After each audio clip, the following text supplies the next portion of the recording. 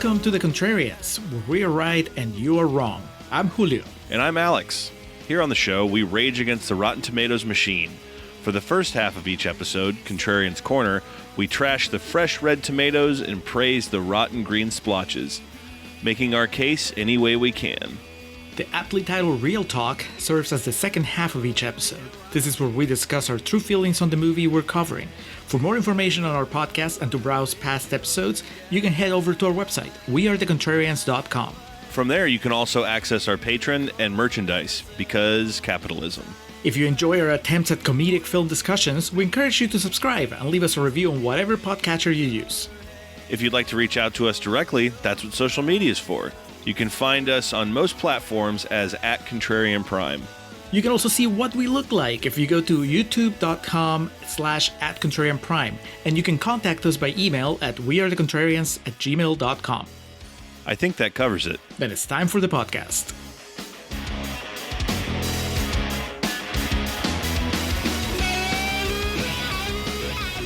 And we are recording for Contrarians Corner for disturbing behavior.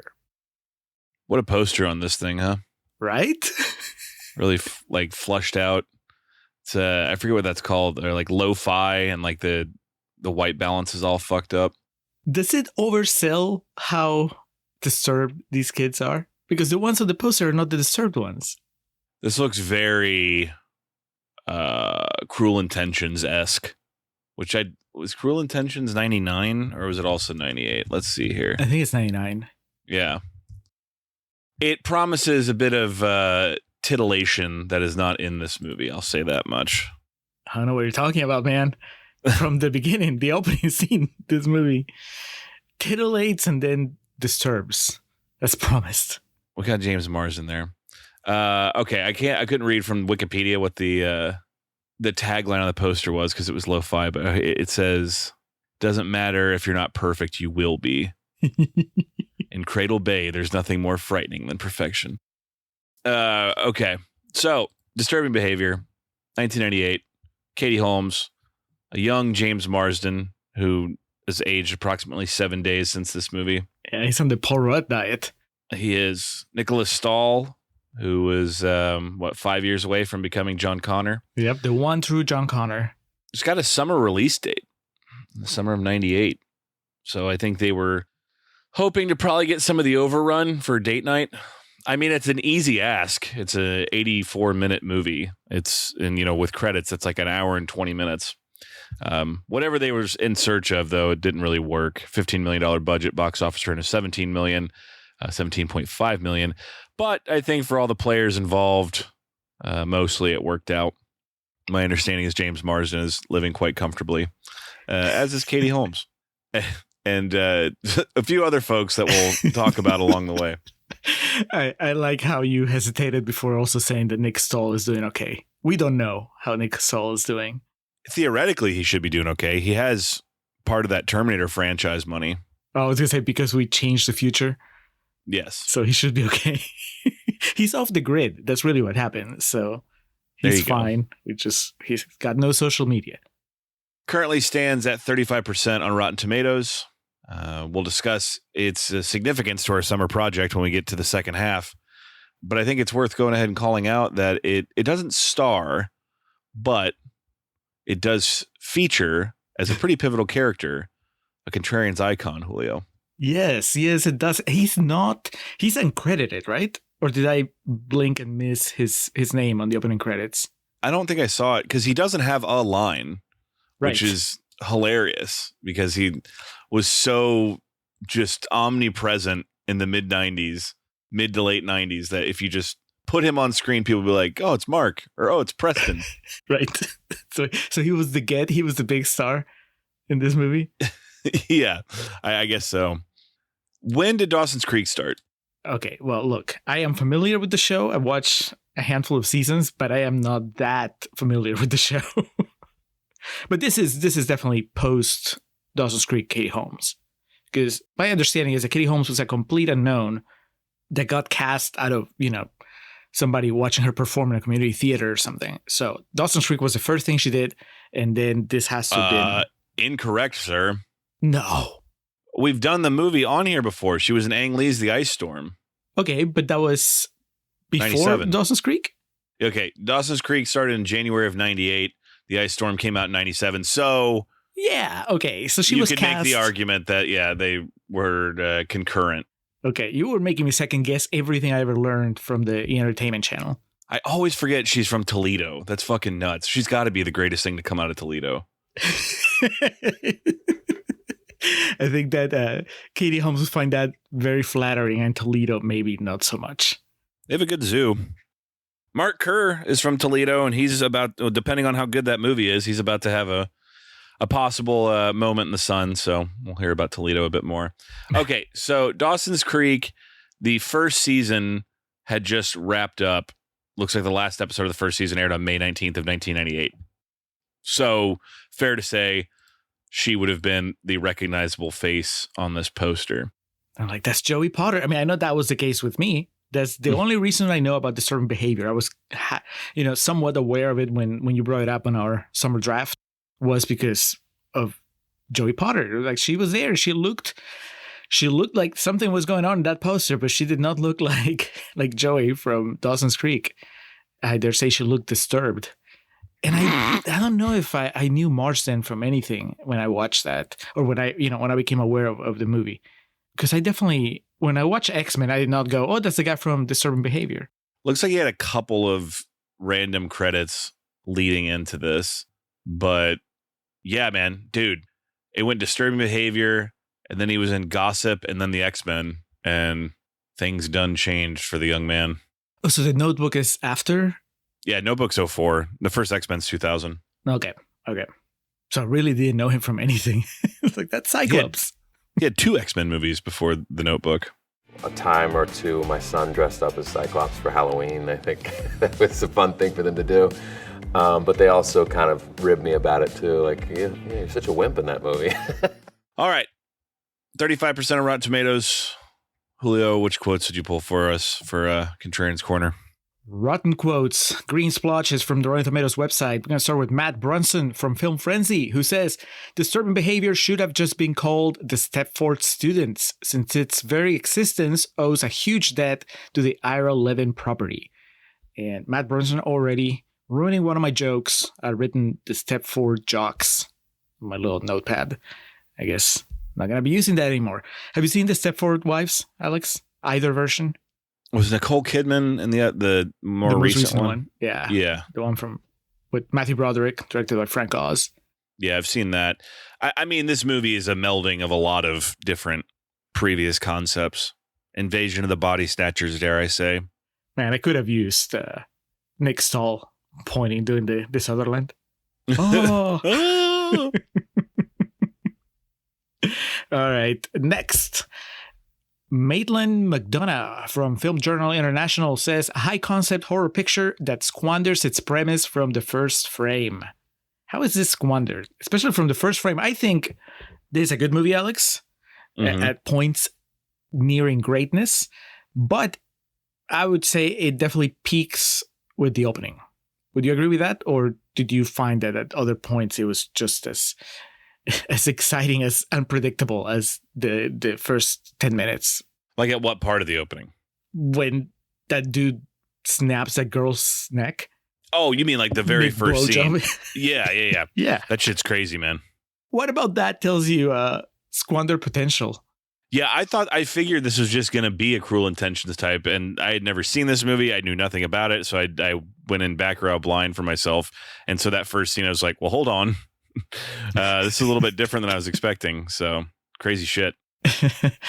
All right. And then our last quote is from Michael DeQuina from themoviereport.com, who says, Marsden has blue eyes and clean-cut looks tailor-made for a bop pinup, and all the emotional depth and acting range of the page it would be printed on.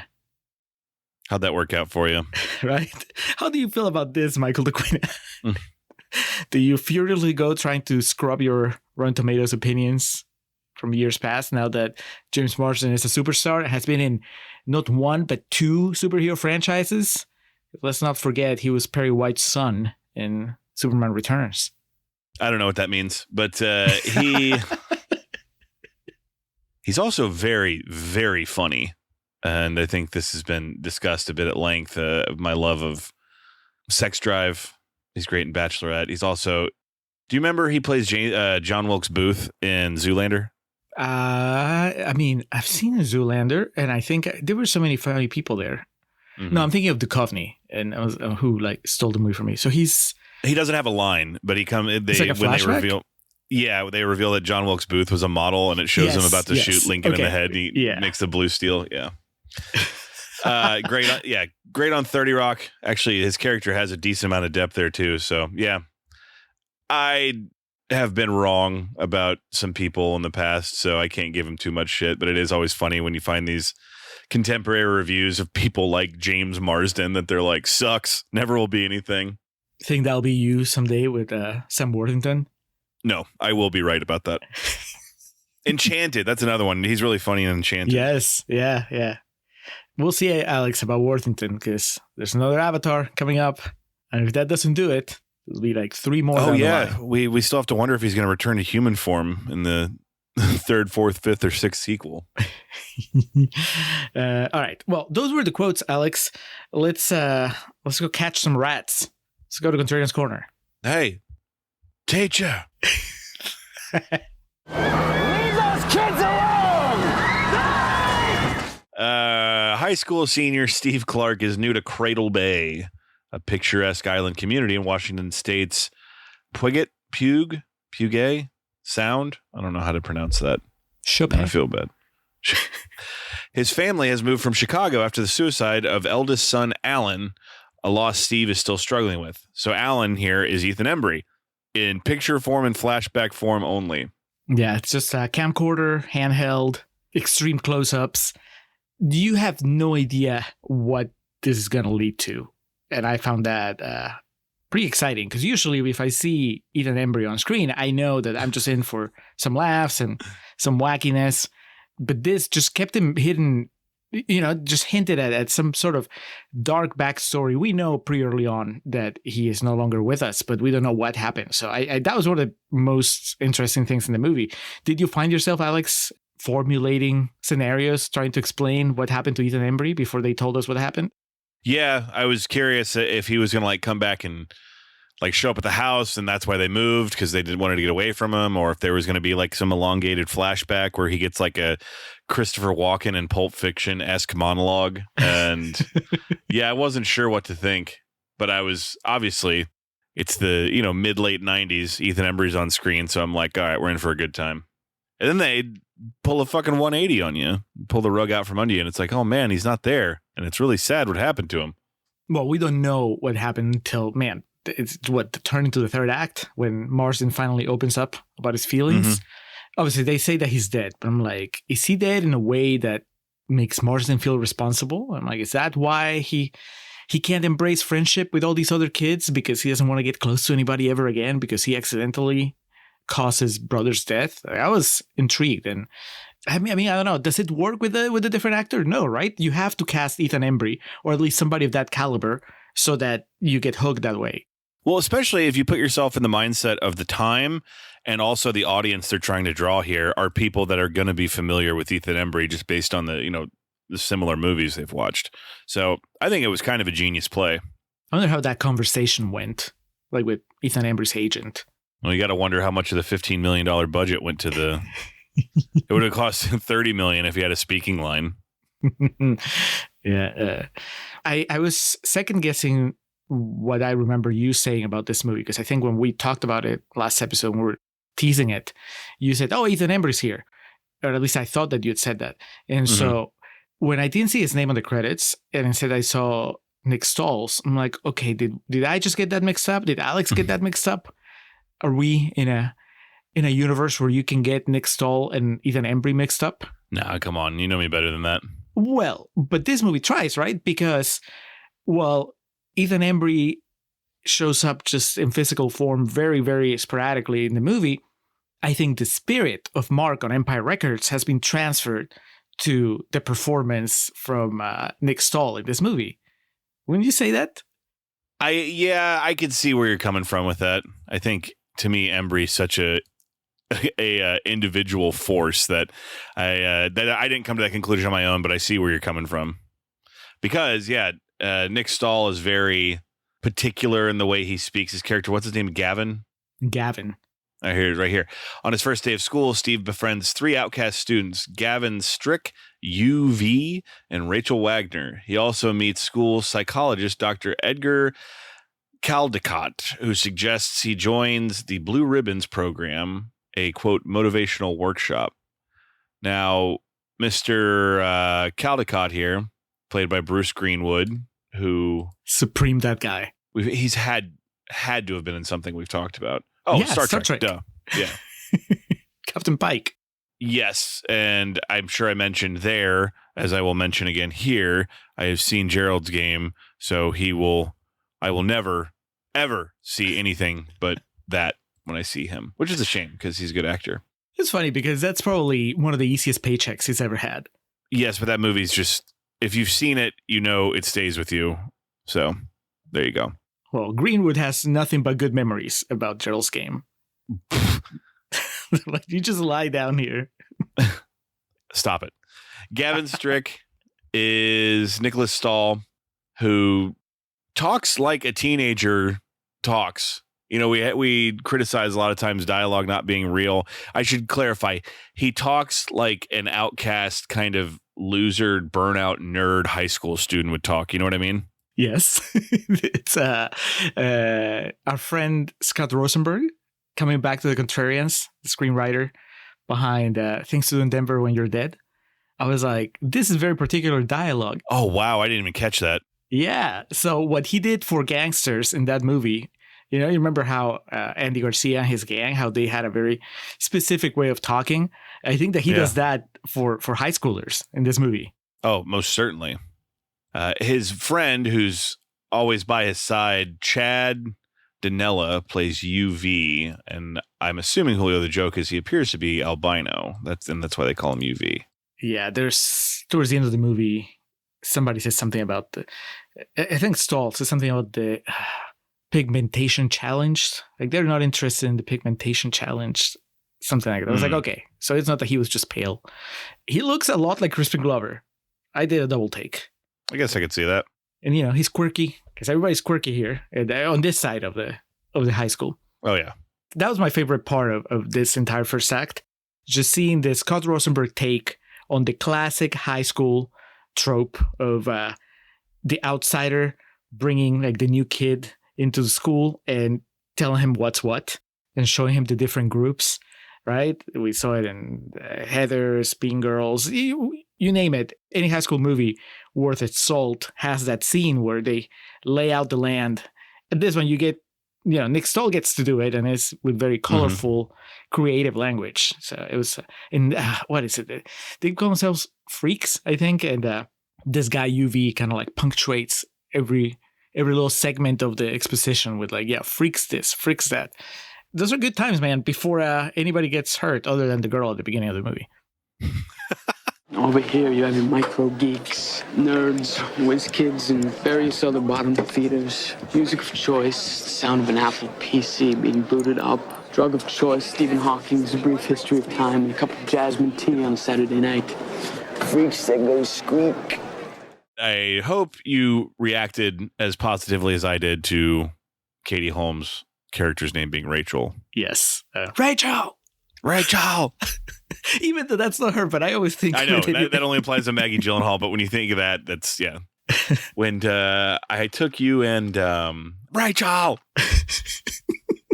When you see Katie Holmes in this movie, too, it also makes sense why she was, you know, embraced as the new it girl, but also, you know, the pinup of dorm rooms across the country. I buy her in this role, too. She's not like a pretty girl that I don't think could have an edge to her. That's the thing with Katie Holmes. And I unfortunately, we were kind of, I don't want to say robbed, because she does have some good work and whatnot. But you know where I'm going with this. We never saw the peak of what Katie Holmes was capable of as an actor. You know what I mean? Yeah. I think Tom Cruise did, but we didn't. Yeah. It was kept from us. There is a movie, Alex, that we'll do at some point on the show because, we've talked about the scarcity of Thanksgiving movies. And Katie Holmes has apparently a good one, at least according to Rotten Tomatoes. There's a fresh movie. It's called... Yes, The Ice Storm. No. Well, yeah, that's right. That is her genre then. No, but this one is... She's the main character. And I haven't seen it, but it's been doing the rounds on our list of movies that we have to do.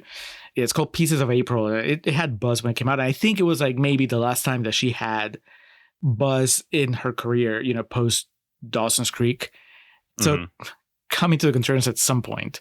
But yeah, this is the 90s and it's weird. I don't know what it's like to watch this movie if you are not familiar with Dawson's Creek and this is the first time you're experiencing the Katie Holmes, persona. Because even though her character here is very different from the one she plays in Dawson's Creek, in fact, I think that's the point. My guess would be that that's why she took the part because it's just her character in Dawson's Creek. She's just literally the girl next door.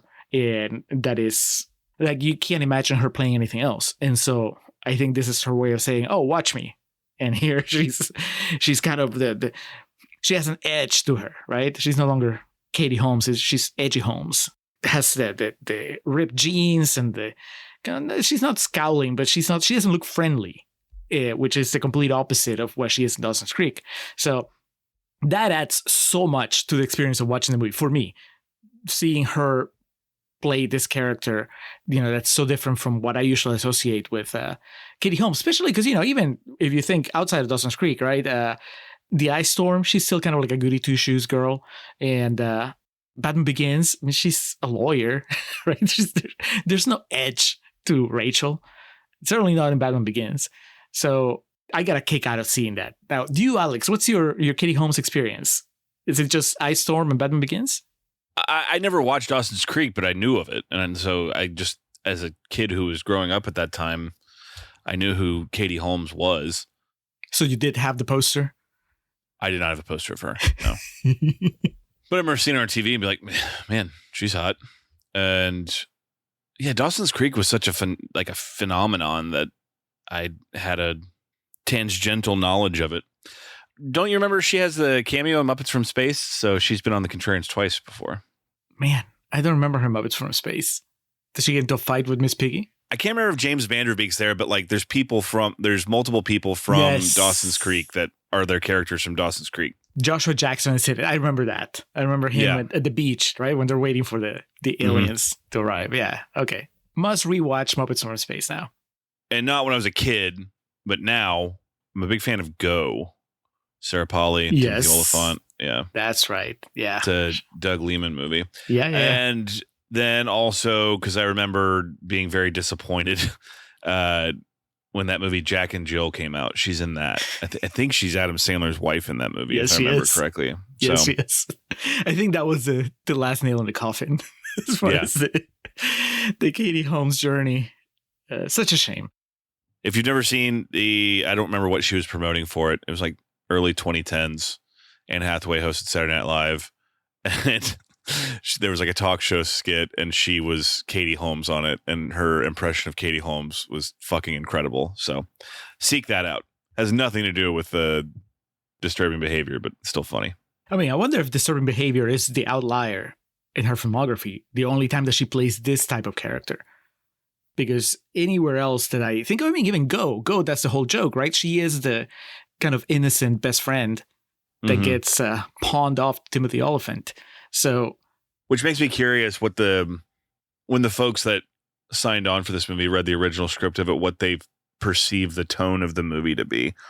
Because watching it today, it seems very over the top to the point of almost being like comedy. But I'm curious if she thought it was like gonna help her potential run at being an actress who wasn't just the girl next door goody two shoes, as you said. She was like, Dawson's Creek is not gonna go on forever, so let's start putting feelers out there. I don't want to wait for my life to be over. I don't want to wait for my career to be over. The Blue Ribbons, a clique of preppy, clean-cut overachievers, attempt to recruit Steve, but Gavin steers him away, claiming that they are a murderous cult that has been lobotomized and brainwashed by Caldecott. Steve is skeptical of the theory, but keeps his distance from the Ribbons. Outside a grocery store, Rachel is approached by Chug. I kept thinking I was like mishearing, like his name was Clegg or Clug or, you know, something, not just Chug. That's too easy of a fucking fat guy in high school to name him. He's a blue ribbon who's attracted to her, being Rachel. When he catches sight of Rachel in her midriff bearing outfit, he flies into a rage and savagely beats up a guy inside the store, nearly killing him, while the town's police chief, Officer Cox, simply looks on. When Steve asks what just happened, Rachel claims it must be roid rage. Gavin again insists on his mind control theory, producing photos of former burnout friends who were reprogrammed into blue ribbons. So, yet again, Julio, here in the Contrarians, we are faced with the trope of the guy who appears to be crazy that turns out to be right the whole time. Why don't they listen to these people, man? Ever. It's like people don't watch movies. Gavin thinks some sinister force is taking over the Cradle Bay meatheads. No, you know what it is. You know. A sinister force? You know, evil. Let's talk about the Blue Ribbons, Alex, because we kind of made just a joke about the opening and then moved on. But that was that set the tone, I think. It definitely set the expectations high for me as far as what this movie was going to be like, because the opening is one of these kids or these blue ribbons. Is it Chug? It's not Chug, right? It's somebody else. I think it's the quarterback of the team because they're asking about his arm when they show up. Yes. Yeah. So, yeah, it's one of these kids. He's parking, as they call it, with a girl. They get frisky. He tries to stop it. Then she kind of convinces him, starts going down on him, and then his eyes go red and he snaps her neck. And that's, before you know it, that's it. That's disturbing behavior. Who among us? Yeah, who hasn't feared things going horribly wrong in the middle of a blowjob? That is, my thought honestly was like, wouldn't that hurt both of them? If you snap someone's neck when they're in the middle, when they have part of you in their mouth.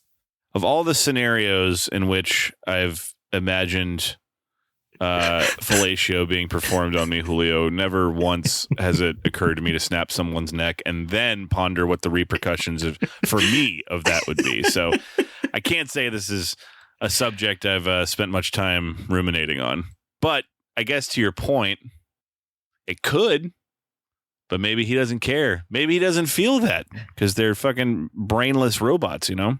Right, but then eventually when they wake up, right, when they come out of the trance, the injuries are there. So this guy come out of the trance and suddenly he was missing half his dick. Oh yeah, true. I don't know. That's the Lars von Trier remake that we're getting here in a few years, starring Willem Dafoe. Too easy, but yes. Anyway, so after you see that opening, right, it just tells you not just that anything can happen when these kids go into their trance, but also that the movie is not going to shy away from being brutal, even if not necessarily visually explicit, because you don't really see a whole lot of things here, right? It's mostly implied. Am I forgetting like a big, gory... No, you're not, because one of the big points was at the end when Marsden says fuck. I'm like, I'm pretty sure that's the first time they've said fuck in this movie. Yeah. And this movie's rated R. And none of the violence is really crazy, but I guess that opening scene is probably what got him the R rating, because I think this might be the only time we bring up Ace Ventura on this episode, but you know, there's that scene where he gets a blowjob from his neighbor for like taking care of her pets or whatever, but it's done in a way that isn't very blatant, I guess you would say. A sensitive way. The only reason I bring that up is because I remember as a kid watching that movie and my parents being like, fast forward this. And I was like, what's going on? Like, I don't understand like why it's bad. And then watching it as an adult, I was like, oh, here, there's really no room for interpretation of what's going on. So I assume that's where the R rating came from, because you're exactly right. Violence wise, there's not much else. And I think there's only like 1 or 2 F-bombs. So another potential Hollywood blockbuster stifled by the malicious nature of the MPAA. I just love, because, you know, I always imagine the MPAA people like this board of really old men White and dudes. women. Yeah, white, old, and very conservative, and just watching in a dark room, just watching the movie play, like film, and Like the I forget when I made this joke recently, but like the police, the detectives watching the Stag film in Yes. The Great Dahlia. yeah, and then here this kid, the blue ribbon, snaps the girl's neck, and people at the MPA, like their glasses fog up. One of them snaps the pencil in half. My God, rated R. Anyway, Blue Ribbons really. Look, I'm never gonna complain about a movie that posits jocks as evil, because that's always fun. I'm always happy to just have them, especially when they are as douchey as they are in this movie. We've talked about our high school experiences in other episodes. Mm-hmm. I was never, still aren't, a sports kind of guy, which meant that it was like the jock side of the school was not for me. And so even though I never had to deal with jocks that were as bad as the Blue Ribbons in this movie, I still, there's a very primal part of me that kind of like sees them painted as the bad guys in movies. And I'm like, yeah, I'm not in agreement. I'm like, I get it. I am with you, John Connor. I may not smoke weed, but I'd rather hang out with you. Yeah, they talk about smoking weed at school, man. Like, I've told you, as far as like drinking goes, I can, to a certain point, kind of keep my shit together, and I can have a few beers before I go out and keep drinking when I go out and be kind of fine. But smoking is a completely different animal, and it's funny because people that I meet are the exact opposite. They can get high and do anything. Like people that get high and drive to work, I'm like, what the fuck is wrong with you?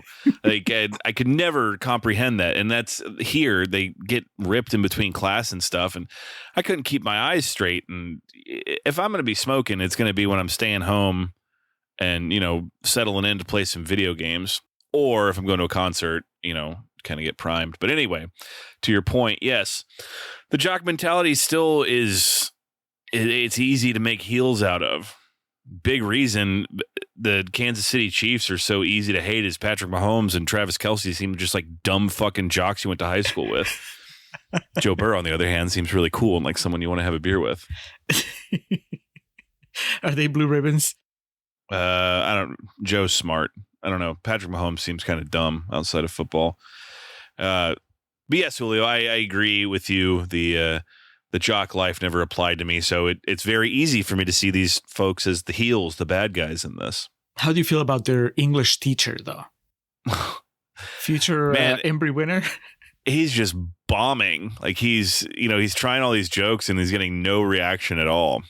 If you thought it was only the teenagers that spoke in a very distinctive manner, nope. Rosenberg's got you covered all over the school, because this teacher, oh God, I should have written some of his dialogue, but he is very mannered in the way like, no wonder they don't take him seriously. Mm-hmm. It's like he just stepped out of Lerman's Romeo and Juliet, talking to them in I Am a Pentameter or whatever. It's adorable. Yeah, he only gets to one scene. We don't even get to see him get killed at the end or anything, which seems like a bit of a waste. But I guess that's how you get an hour and 20 minutes. You keep the good players to one scene and then you leave us wanting more. What is, if I may be so forthright in displaying my ignorance, correct? Gavin takes Steve to a school hideout where they eavesdrop on a parents' meeting hosted by Caldecott. After Gavin hears his parents signed him up for the Blue Ribbons, he shows Steve a gun he plans to use on potential brainwashers. Steve calls him paranoid and wrestles the gun away from him. The next day, Gavin shows up to school totally transformed and an attitude befitting the Blue Ribbons. So James Marsden really let his friend down here. But also, I'm curious to think of, was he just going to like shoot them all? I think that was the plan.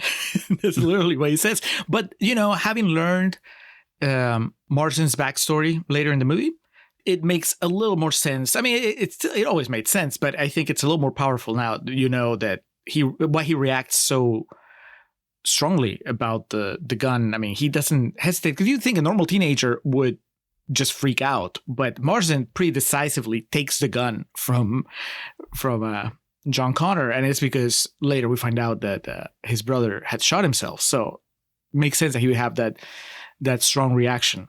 I like it. It's that's something you catch on the rewatch or on the recap when you have a podcast. A line I will most certainly recycle due to my love of Spam is when Gavin, Nick Stahl, walks in all preppy and dressed up. Katie Holmes asks the other burnouts, "Who put acid in my Spam?"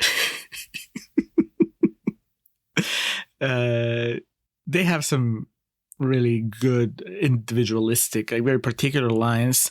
I was bummed when Gavin stopped being part of the gang because that meant that him and Katie Holmes were going to stop trading quips. But in the first half of the movie, they have this thing that they do where they tell each other to fail to be something. So she'll say, "fail to be a tumor." And the first time that they did, I'm like, what the fuck does that mean? But then I caught on. It's just part of just the way they talk. They tell each other to fail to be something bad. So, I mean, that's only in this movie. I don't think anybody ever has said that in real life. So, yeah, the Spam line, that's just in line with the way they talk. Steve tries to reach Gavin, but other blue ribbons impede. He is beaten up by the clique, while with Gavin landing the final blow, which, if I recall correctly, is a fucking knee to the liver. Looked vicious. At home, he finds Blue Ribbons member Lorna in his living room, having just tutored his younger sister, Lindsay. Lorna attempts to seduce him, but in her arousal, she flies into a violent rage. Yeah, this is like the ultimate test. Can he turn down the hottie from the school? And he does. And she bashes her head into a mirror. She's like, bad, wrong, bad, wrong. She fails the test. He passes, but she fails. She couldn't resist the Marsden. She smashes a mirror wall with her head and attacks Steve with the shard, but he subdues her, and she snaps out of her episode. And then what happens with her here? She's taken in for further study because she kind of short-circuits her brain.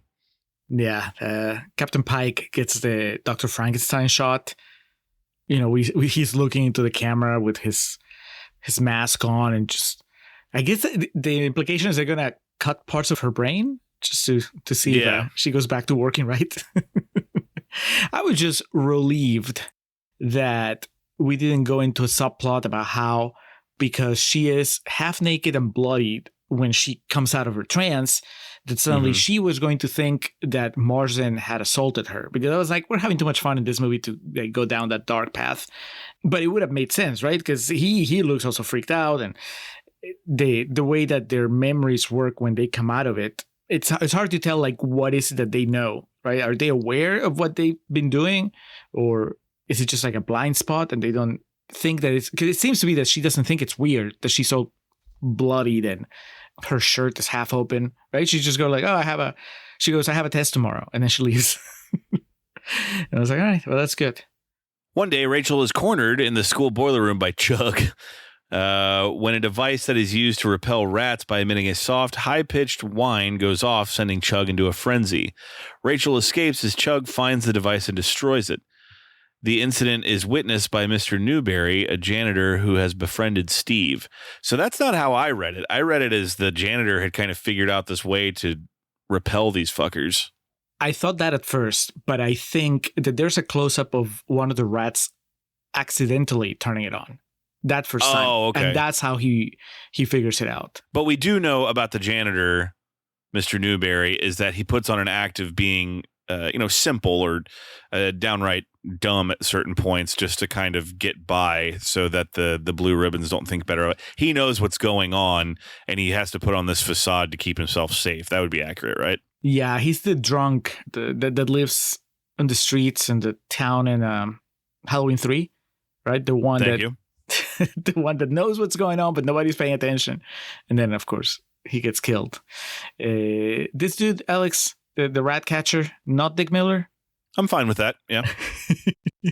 Yeah, he's also trying the way that the English teacher was trying, but, on a different register.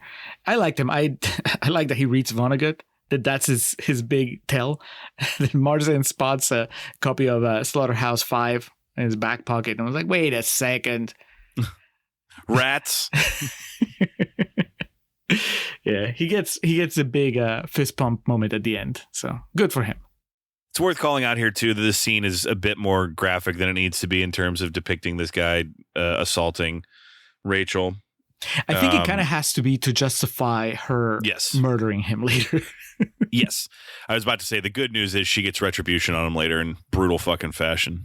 Yeah, and it's ugly and it's disturbing to watch, but it doesn't cross the line. I think. Going back to what we're saying, right? Like it hardly ever gets too graphic here at all. Like, probably the worst thing is when that girl slams her head against the mirror a couple times, because you actually see blood here. Here is just more like psychologically scary, because if you've never seen the movie before, which neither of us had, you don't really know how far they're going to take this.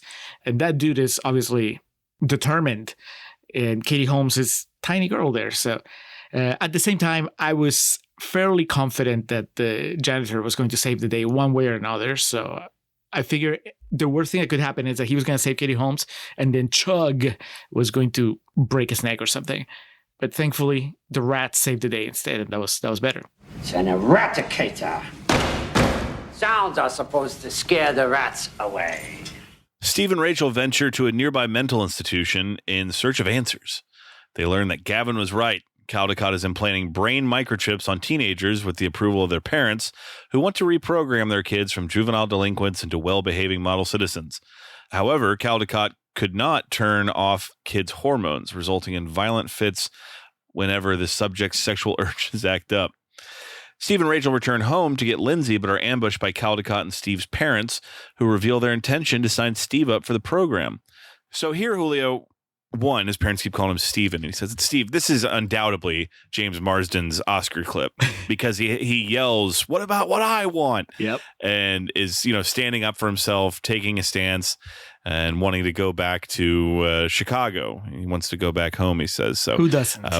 Exactly. Would you agree with me that this is his best actor? This would be the submitted for best actor? Yeah, because he finally loses control, right? He's been so collected the entire, even when they were beating the shit out of him in the cafeteria, he was still pretty in control. And here he raises his voice finally, and it's a big deal. Like it kind of took a moment to sink in that he was literally going to just abandon his family. I mean, he was taking his little sister, but his plan was taking off, and he not even telling his parents that he was leaving. I was like, holy shit, that's a major life decision. And this kid, obviously, after everything he's seen, he's ready to make it.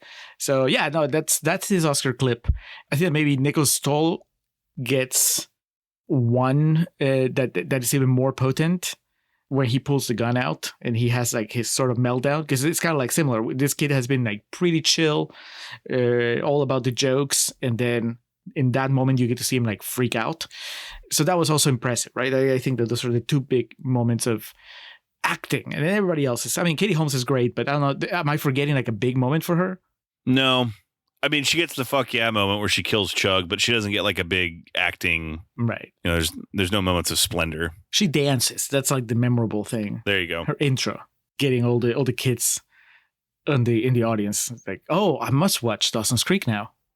This little side trip they take, Alex, before they go pick up the James Marsden's sister. They go to this asylum, that mix of Arkham and Smith's Grove and the place from 12 Monkeys. It's all together. I got video game vibes in the best possible way. Did you? Oh, yeah, like wandering through the halls of this institution and trying not to get caught and shit like that. Yeah. And it's they have all the inmates, just the patients walking around, and the music. And then, so it's a pretty creepy sequence of about 10 minutes. They even run into, oh man, that's Katie Holmes' Oscar clip. How she punches a girl that turns out to be Captain Pike's daughter. Yeah, she finds Pike's daughter and learning that, I guess she was the attempted pilot, but it didn't get picked up. She throws a pretty good punch for a would-be senior in high school. Looks like she's had to do it a time or two, Oh, yeah, she's edgy. But the main thing, Alex, is that, you have this really creepy sequence, and then they're like, fuck it, we're out of here. And then they run. And when they exit the hospital and they're climbing the gate, this song kicks in that is so unlike the score that had been playing, in the previous 10 minutes or even the longer. Soundtrack for this is insane, dude. It's the I'm not sick, but I'm not well. Yes. Yeah.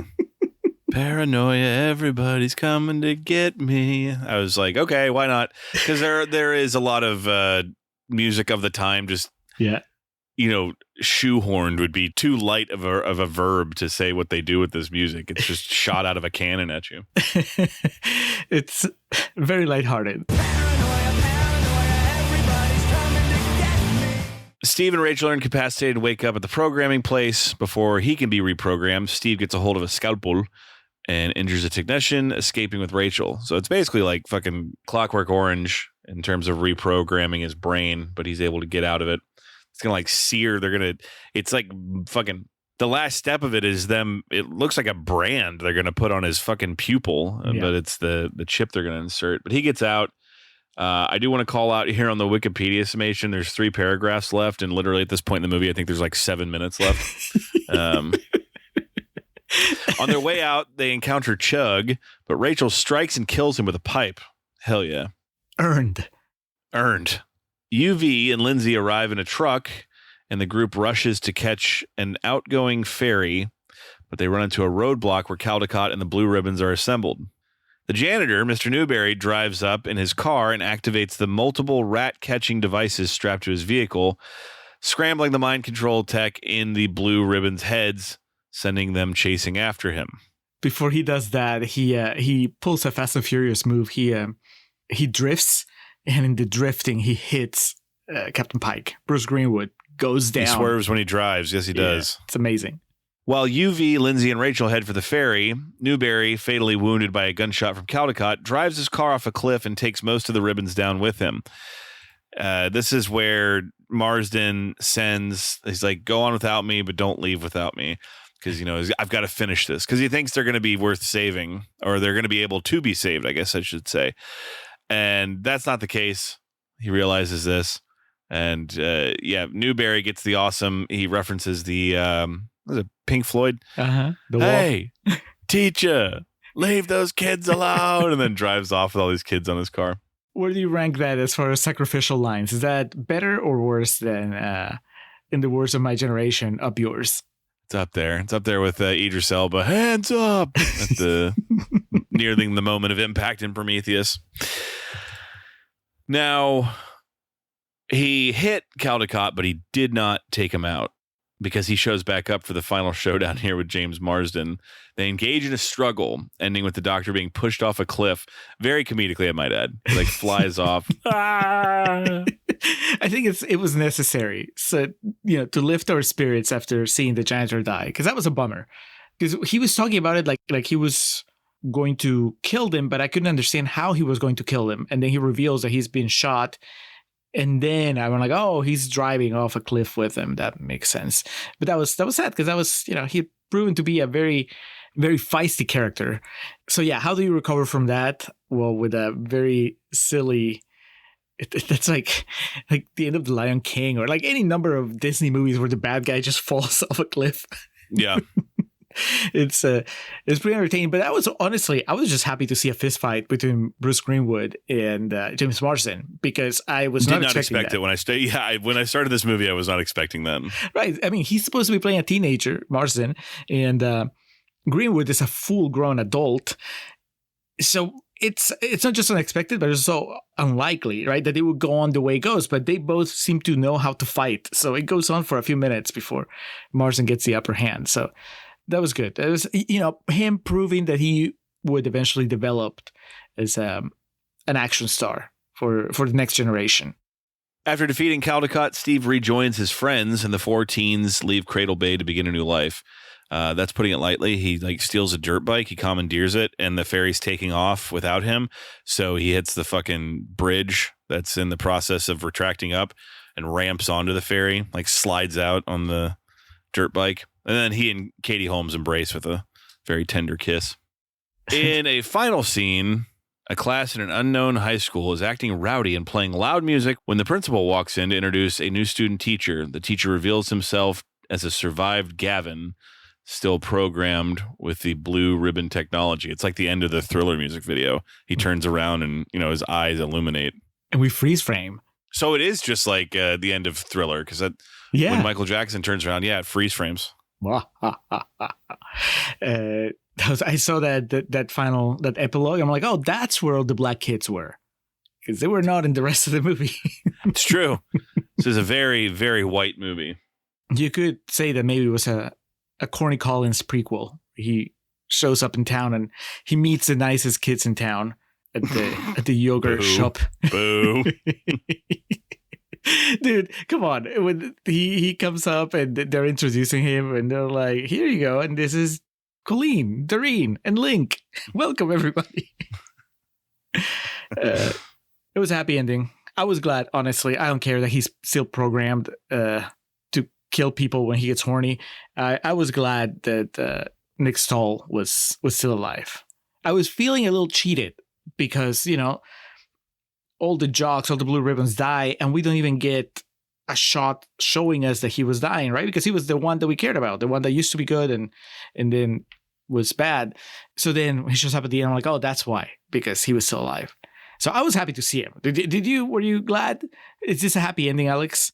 I mean, no, because it's going to... You don't think that maybe he's going to learn to control the programming now that the doctor's dead? I mean, maybe he'll take it in a new, more positive direction. I guess that's an interesting thought to ponder here as the movie ends, but I took it more as a nihilistic, they're all doomed type ending. He's just going to keep killing people. Maybe I just need to be more positive like you, Julio. I just like Nick Stahl. I was glad to see him do something that's other fair. than play the my last note is John Connor survived. Yeah. He has to lead the revolution. Well, Julio, that was the hour and 24-minute film Disturbing Behavior of 1998. There may be a near 2-hour version of this movie that exists, Julio, and the studio that released it said, So MGM might have stepped in the way here, and I think that's as good of a teaser as I can do for Real Talk if you're ready to move on over. Let's do it. Let's cue the completely out of place pop song to come in here. Let's consult the top 40 of 98.